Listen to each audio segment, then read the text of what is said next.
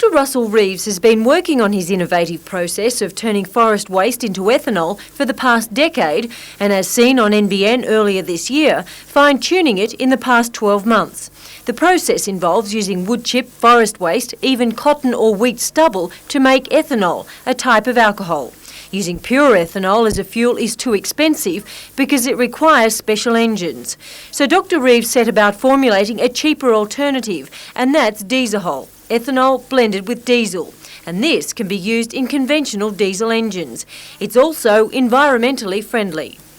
It's a renewable fuel, very effective at reducing greenhouse gases. We can also use an ethanol fuel program to achieve reforestation of large areas of Australia and thereby treat problems of soil degradation. The federal government believes Dr Reeves' process can help increase Australia's self-sufficiency. It will also transform forest waste into a valuable resource. This has a real opportunity of using what is currently wasted in a way that enhances the profitability of the total forest operation. I'm actually quite confident, in fact I'm very confident, that this is going to be an important part of Australia's future energy equation. So confident, in fact, today Mr Griff has granted $50,000 for a 6-month feasibility study to determine the best location for a pilot plant. The study will start in January at the CSR plant at Raymond Terrace, the preferred site for the pilot program.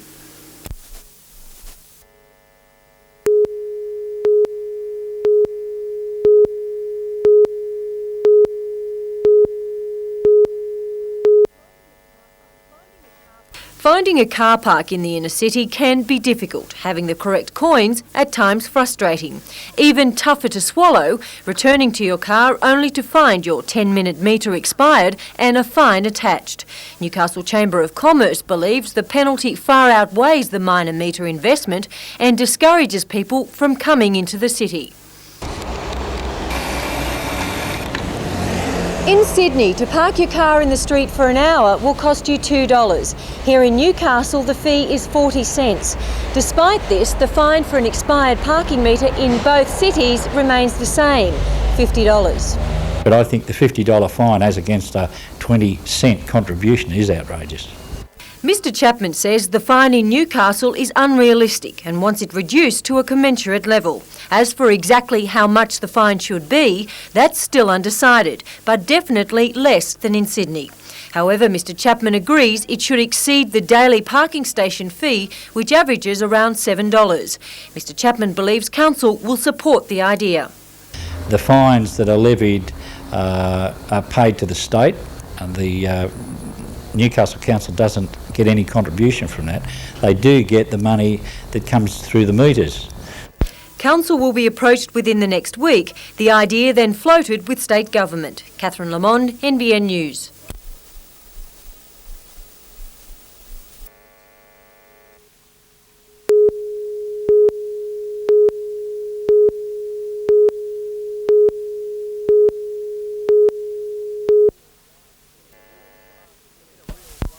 In a real blast from the past, the two-wheel drive pre-75 cars have been racing through the forest and hills around Wauchope night and day. Another division has seen four-wheel drives take to the tracks in what comes as a welcome rejuvenation of the sport in the area. There's no prize money, just trophies up for grabs, and it doesn't cost an arm and a leg to get behind the wheel. There were 22 cars in what's hoped will become an annual event, some treating it as a serious shakedown for bigger things to come. Ian Vaughan and Barry Lake in their 68 Falcon plan to enter their car in a revamped London to Sydney rally to be run again after a layoff of 25 years. The car finished third in that rally in 1968. Dave Morton and Bruno Ryan set the pace in their Ford Escort, while Wauchope's Glenn Biskin thundered into third overall position in his Ford Maverick. The rally winds up with trophy presentations at the Mount Seaview Resort tonight.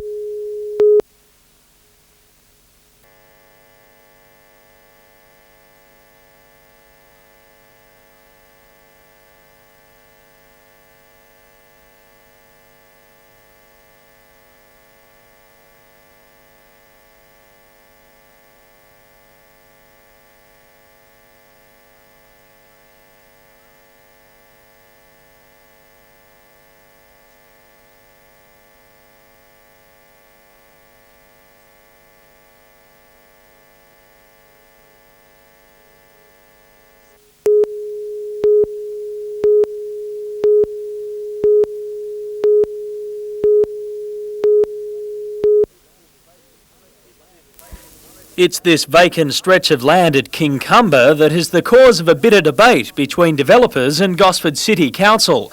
The Kincumber Golf and Sports Club wants to develop the land for a golf driving range and later build an 18-hole course and other sporting facilities.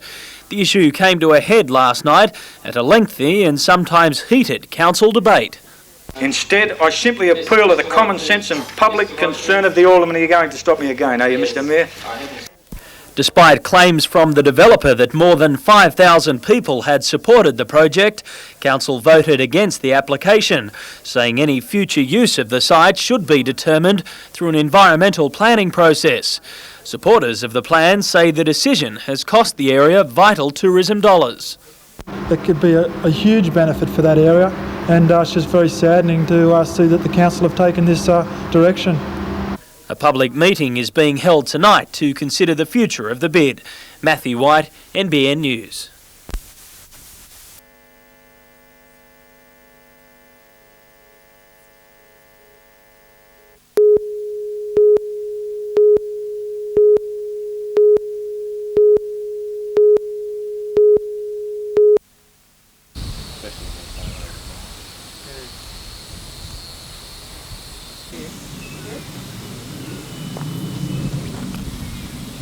There was no one there, so I thought, something's happened. What's his sound?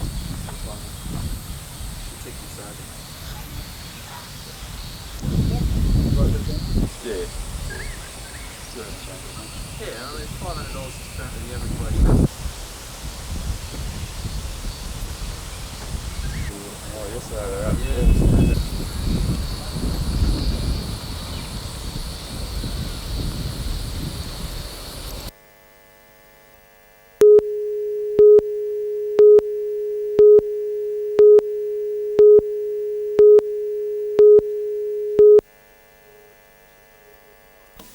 The wheels of industry were silent briefly at Tolkien as the 33 employees were recognised for their work by Quality Assurance Services. The factory floor presentation announced the company had reached both Australian and international standards in its reconditioning of equipment, especially for the marine and mining industries. It really puts them in amongst the world leaders. There are only 23,000 companies like this certified throughout the world. There are about 30 companies in the Hunter which have the accreditation after being judged on aspects ranging from management to equipment used. Mr Wild says the quality assurance helps companies tender for international work. To Tolkien, it's also a seal of confidence in a highly competitive market. In the future, people who can't achieve those levels simply won't be able to perform in this type of industry.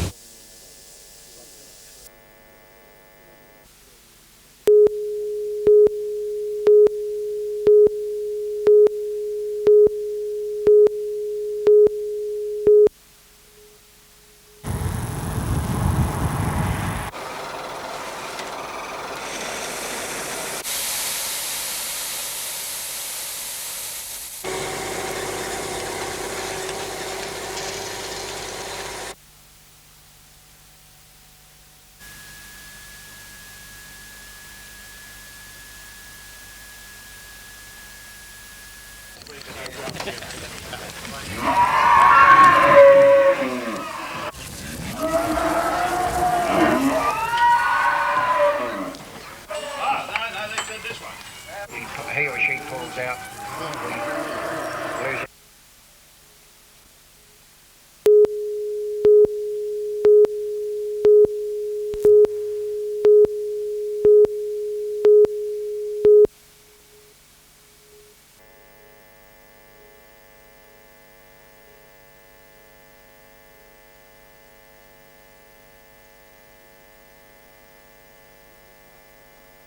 This is part of the largest radio telescope in the Southern Hemisphere, one of 3 installations more than 300 kilometres apart.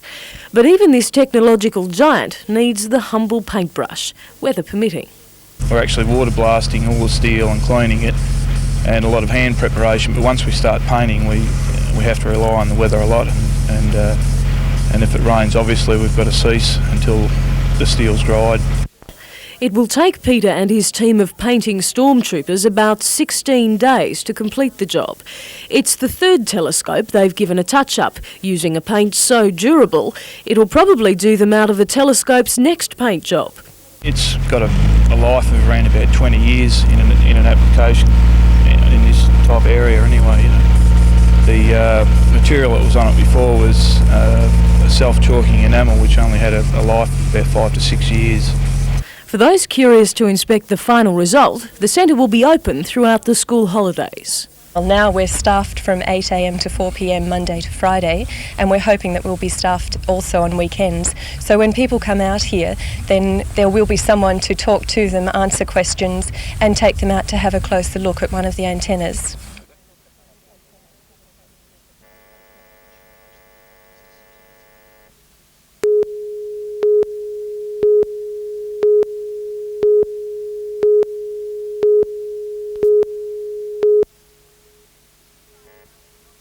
$65,000 has been allocated to the project that is set to transform the 98-year-old former railway building into a multi-purpose community facility. No longer used as a rail station, the building will be upgraded. There are a number of aspects of the building now which are substantially run down and need to be redone, some joinery and certainly painting and reglazing, bringing the building up to scratch for its use on an ongoing basis. Work should commence on the site almost immediately, with work being carried out by members of the federally funded Job Skills program. It'll be put to very good community use for many years to come, I'm sure. The project is set not only to provide employment and assist the Glen Innes community, but preserve a significant part of the local heritage.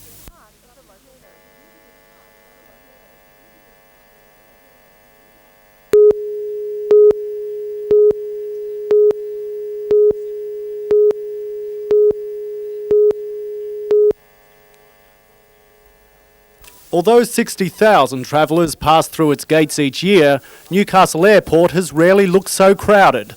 Politicians, local, state and federal, came together with community leaders for the signing over of control of the airport from the Australian Government to Newcastle and Port Stephens councils. Today, Williamtown is ideally placed to develop as the aerial gateway to the Hunter. We have a great opportunity to build new businesses and new jobs by successfully marketing this region. In addition to receiving all future revenue raised through the airport, the councils have also been given a cheque for $2.75 million to pay for upgrading of the terminal, a taxiway and car park. In February, when the federal government proposed handing over the control of the airport to the councils, both Newcastle's Lord Mayor and Port Stephens Shire President expressed misgivings, fearing that it would become an enormous burden for the ratepayers. But now they've had a change of heart. What brought about the change was sitting down and the agreement, the amount of money that has been handed over. And mind you, I still support that. If this airport ever becomes a burden to our ratepayers, I'll be the first to put my hand up and say, we're out. Not that either council believes there'll be need to pull out. An upgraded and locally run airport, they say, will help the Hunter become the toast of the nation. Scott Bevan, NBN News.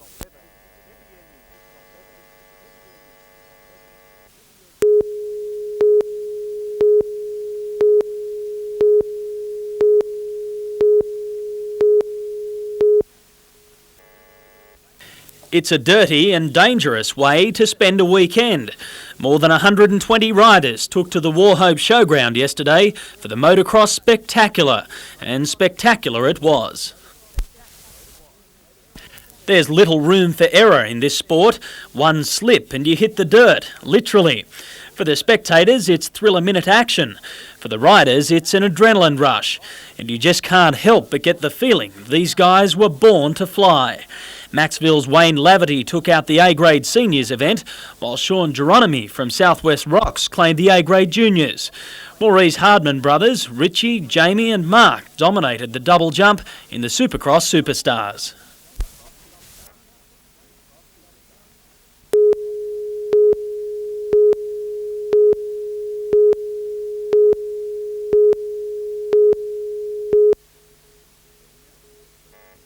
Emergency services and police were called to the scene of the crash early this afternoon. It appears that a vehicle travelling south on Ocean Drive here at Bonnie Hills has crossed on the incorrect side of the road, colliding head-on with the northbound vehicle.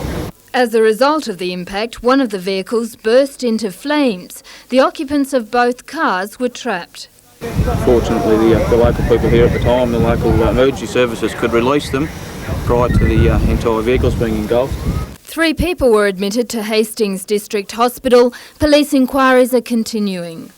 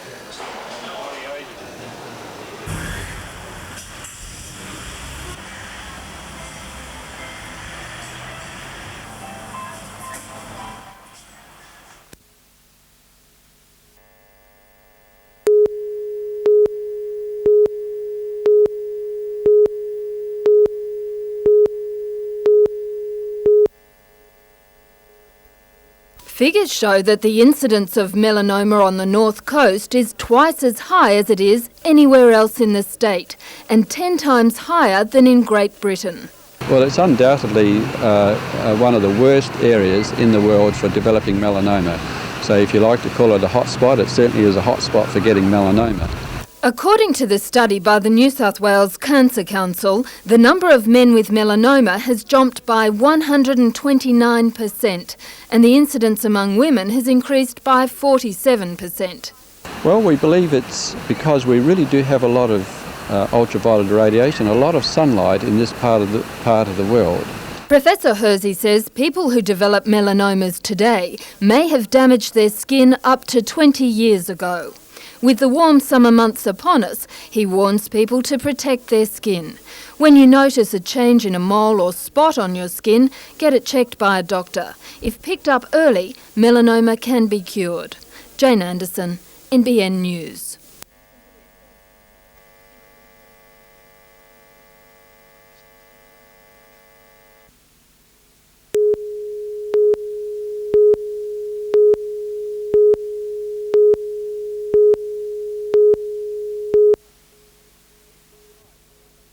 The skies over Lake Macquarie may have been grey, but it was nothing compared with the mood of the New Vale miners, who found armed guards and the gates locked on their livelihood. As far as coal producing is concerned, it's finished at New Vale on the basis of Pacific Power ownership.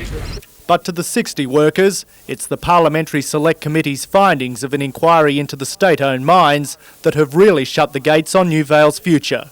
It's pretty sad anyway, what they said.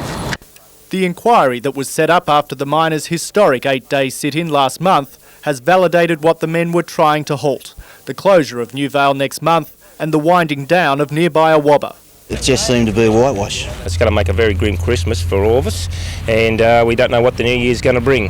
The chairman of the Select Committee, Ray Chappell, says while he's aware of the impact of further unemployment in the mines, the simple fact of there being too much coal and too little demand means New Vale can't be kept open. The one hope rising from the inquiry is a recommendation for Pacific Power, Mine Management and the Union to look at leasing New Vale to a private operator. There are people that are interested in taking over a lease arrangement on the operation and negotiating the coal through an export market. All isn't lost. There is a glimmer of hope there, fellas. While discussions are being held with the undisclosed operators, the men salvaged whatever joy was left for them in the festive season. Scott Bevan, NBN News.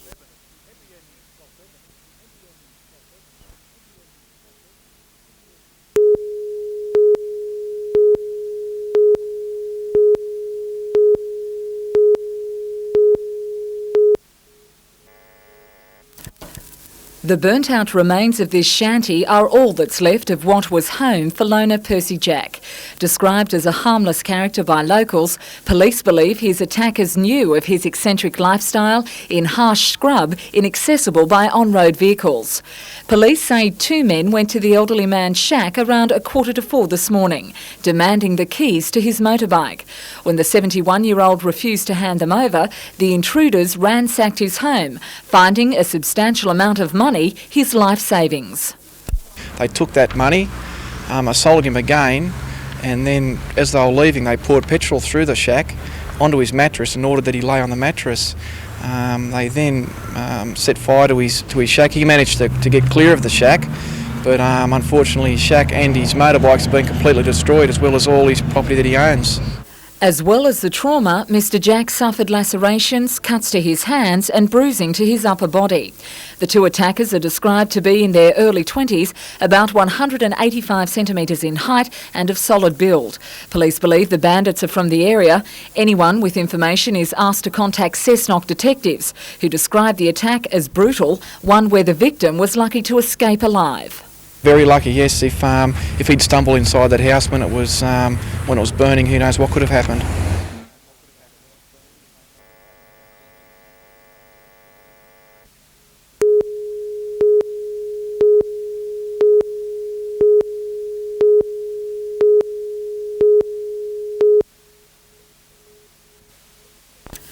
The Bulahdelah Bushfire Brigade went to the mobile highway station at about 1 o'clock.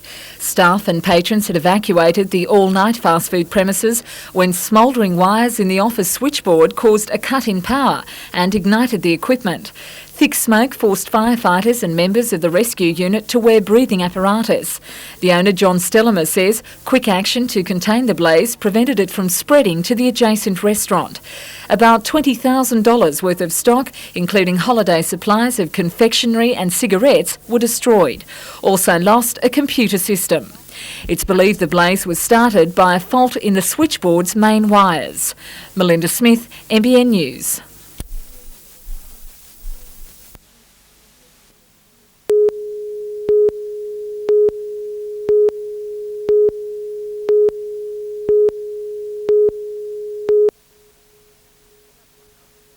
Captain Alan Daly is packing his bags for war. He's been assigned to a 17-week tour of duty in Somalia as part of a 900-strong Australian force. But this captain serves in 2 armies, the regular and the Salvationists. And with his strong religious faith, he believes he'll be safe from any enemy attack. But I believe that I'm being sent over by God and that he will protect me. Captain Daly will be the only salvo working in the war zone. His job to boost morale amongst the troops. And give the guys somewhere to withdraw from whatever's happening outside. The plan is to set up a hop-in centre like this camp in a war exercise at Tyndall in the Northern Territory. The hardest thing for Captain Daly is leaving his wife Chris and 3 daughters at home at the Singleton Army Base. Chris says her loss is the Army's gain. She's sure he'll give the soldiers' spirits a boost. If he practices his stirring, he'll be right, and I think everybody knows him for his stirring. Captain Daly expects to be in Somalia within 2 weeks. Peter Ryan, NBN News.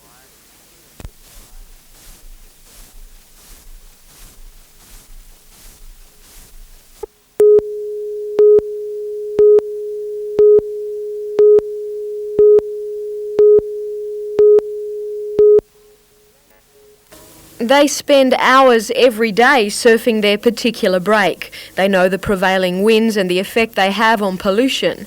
They are well aware of beach access and the impact on the coast of development. Yet until now, their store of information has gone unused. All that will change, however, with the distribution of questionnaires to an estimated 10,000 Australian surfers. In the past, a lot of people that did these type of surveys were government officials and lab assistants, whatnot. But the surfers, obviously, well, they're out there every day, they're enjoying themselves, and they know on the prevailing winds which days are worse for pollution, which winds, what tides and the swell. So naturally, the surfers are the natural custodians of the coastlines. The information will be collated by the Surfrider Foundation in Sydney and used by both the CSIRO and the federal government for future coastal reports. According to Terry McKenna, our main problem in Newcastle is stormwater runoff. Nationally speaking, Newcastle's quite good, although stormwater pollution is one of the problems around here. It's not being monitored at the moment, and any surfer on a really rainy day will tell you that the stuff that comes out of that pipe is pretty disgusting. Questionnaires can be obtained through Pacific Dreams.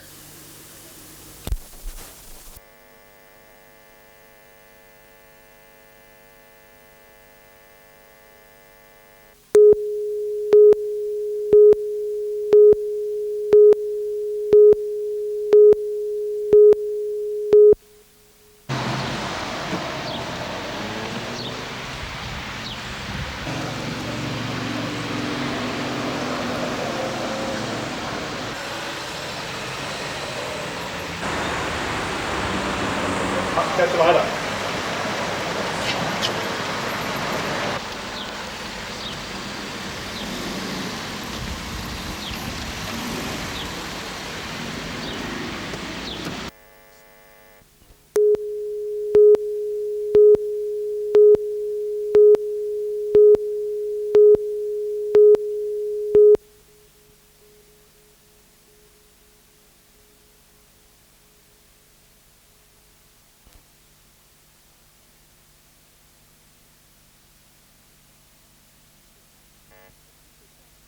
This is just one of dozens of activities that are part of the National Parks holiday program.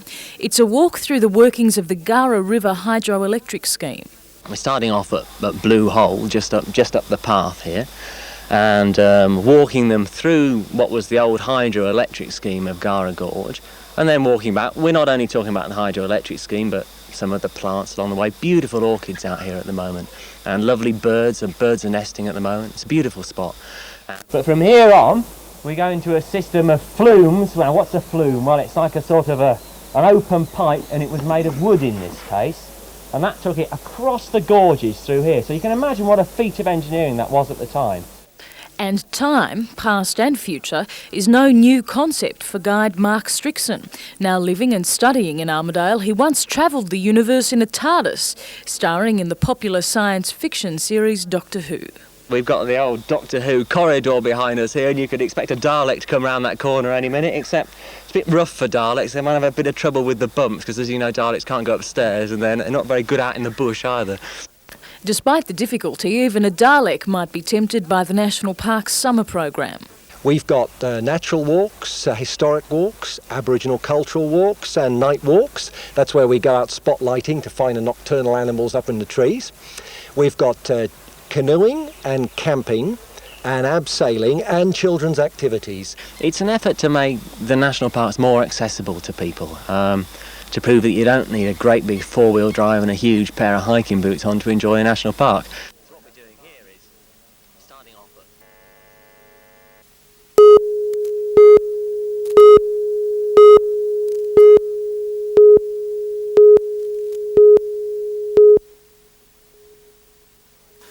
It's an idea Peter Dewhurst devised with a friend about 4 years ago. After seeing similar tournaments overseas, Dewhurst came up with the Kanga Cup, a soccer tournament for 11 to 19-year-olds. It's like a World Cup for kids, played under FIFA rules and open to all school, college and club teams throughout the world. Canberra will host the Cup this year, and Newcastle will be hoping to go one better than last year. We had a good team from Newcastle, Newcastle representative team, and they were beaten finalists in their age group, which was under 13s. And while we take the game to the world, preparations are underway for an international game here.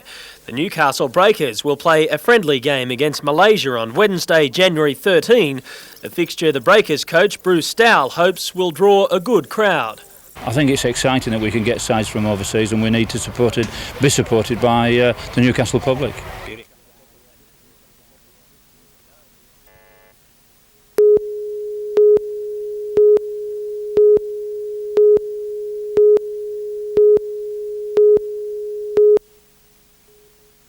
Obviously they go all around the wards.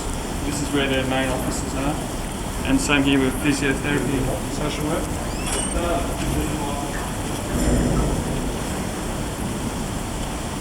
Actually, surveys with the more time less than we and the baby can pull forward. They're always down. 1 to 3 pins wrist to it. A lot of the mothers breastfeed up here as well. You've got a crime over that kind of the wards, so that wake up the husband. You got anything else to tell us? That's it. 50-odd-storey building, newest in Australia.